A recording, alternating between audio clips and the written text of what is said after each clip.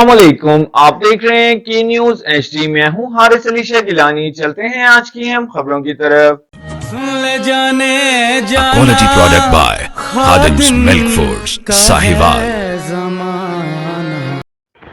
कानून की अमलदारी या मुफादात की हुक्मरानी, रुख करेंगे साहिवाल का। एक बार फिर एक ऐसे सवाल के सामने खड़ा है जो सिर्फ एक शहर नहीं बल्कि पूरे निजाम हुक्मरानी की साख से जुड़ा हुआ है। क्या कानून सबके लिए बराबर है या इसकी अमल दरामदी में मुफादात के ताबे हो चुकी है? इत्तलात के मुताबिक फ्रेंड्स थिएटर साहिवाल और मैनन थिएटर साहिवाल में रात गए तक जारी रहने वाली सरगर्मियों ने न सिर्फ ज़ाब्ता अखलाक बल्कि माशरती अक़दार पर भी सवालिया निशान बन चुकी हैं।